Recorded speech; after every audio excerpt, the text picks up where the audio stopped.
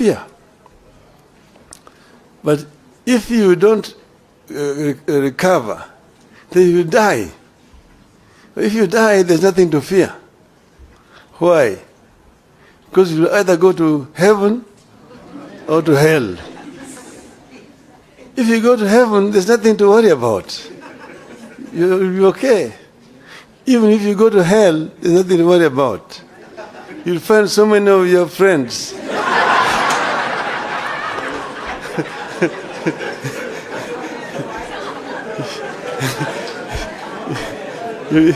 So spend a long time just greeting them. How are you? How are you? Before your time for the fire comes. So therefore, don't fear. You have nothing to fear as Kenyans. We will succeed in the long run. Now, I think this foundation has done a very good thing to choose to hold this conference. And they have told me that they're going to make it an annual event.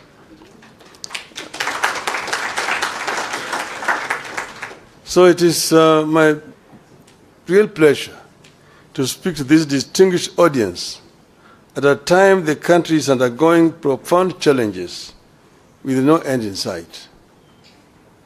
My task is to share with you the alternative economic pathways proposed by Azimio la Umoja One Kenya Coalition Party for the people of Kenya.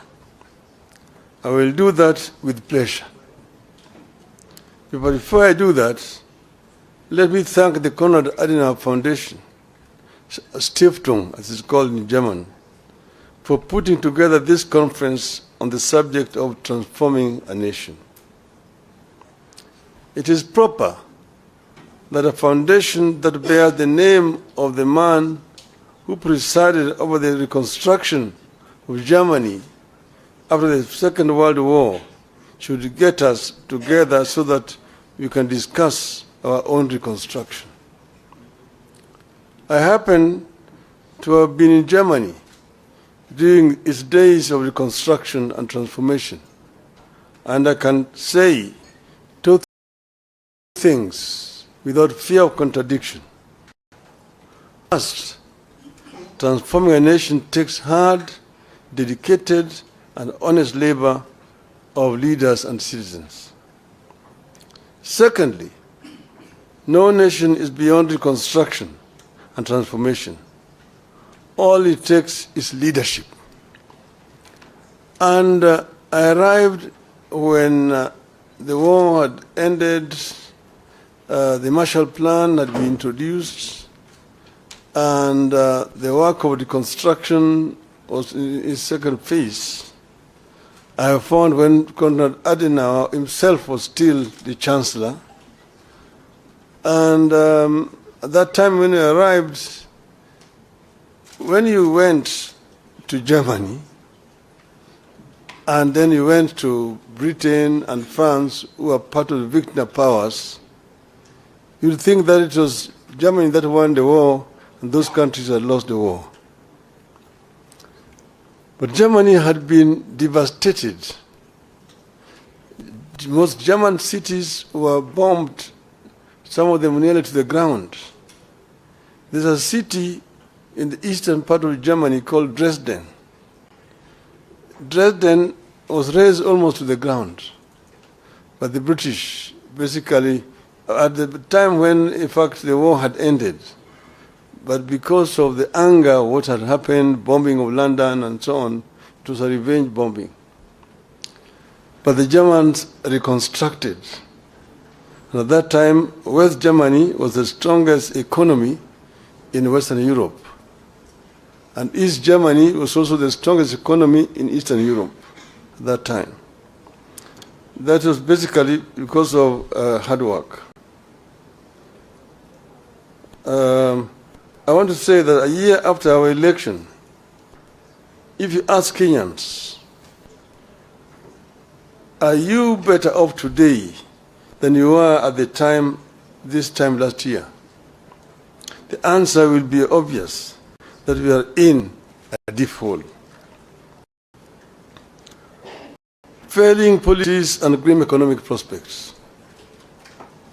There is a devastating loss of trust and confidence in our economy, our financial markets, and our government. We are caught in a cycle where reduced spending power leads to loss of jobs, which leads to even less spending, where the people can't borrow because rates charged are too high, yet lack of borrowing slows growth and leads to even less credit. Credible data collected and published by the government confirms all this grim news. And this is taking place as a day after the State of the Nation address by the President. I'm going to try to answer what he said yesterday. But this is not a response. At the Hustler Fund, which was supposed to support households and micro-enterprises, default on payments at a higher rate than those at the commercial banks, SACCOs, and microfinance. Out of the Hustler Fund's outstanding, that is 10.2 billion shillings worth of loans in the last 9 months, 29% is deemed to be portfolio at risk, implying it has not been serviced by the borrowers as per agreed schedule. This means that borrowed amounts worth about 2.9 billion shillings in Hustler Fund loans fall in the category of non-performing loans. Job cuts are back to the rate where they were during the COVID. According to the CBK survey, more than a quarter of chief executives expect to cut jobs before the end of the year because of increased operating costs and softening demand for goods and services, setting up families for a gloomy festivities period. The Central Bank of Kenya, the survey that targeted CEOs of more than 1,000 private sector firms through online questionnaires, shows that 26.3% of those surveyed expect to cut their workforce between now and the end of the year, while 63.5% will not be hiring any new staff. At the Nairobi Securities Exchange, some 6,256 foreign investors fled in the last 9 months. This is 42% of foreign investors in the country. This exodus is a result of the rapid but unstable tax policies that are scaring away foreign investors and leading to low revenue collections. In October, the same National Security Exchange was ranked the worst performing African bus in the first 9 months of the year in dollar returns. Investors prefer a country with a stable taxation policy, a stable currency, and a growing economy. The current regime is changing tax policy frequently, mismanaging the shilling, and weakening economic growth. Kenyans are ditching mobile payments. A number of local SMEs using payment methods such as pay bills and Lipa na M-Pesa are now asking their customers to use cash when paying for goods and services to avoid taxation. Fuel consumption fell rapidly between January and June, dropping to the lowest levels in the more than 5 years. Up to 85% of firms are not paying corporate taxes. At least 8 in 10 companies in Kenya did not pay taxes on earnings last financial year. This signals a tough economic environment that hit sales, prompting some businesses to scale down operations. The Kenya Revenue Authority, KRA, missed its revenue target for the first quarter of the current financial year by 79 billion Kenya shillings. Of course, the story of the Kenya shilling in a free fall bears no repeating. It is obvious to everybody. From 120 to the dollar to now 159. I could go on and on, but I beg to stop there so that we can get into what Azimio thinks.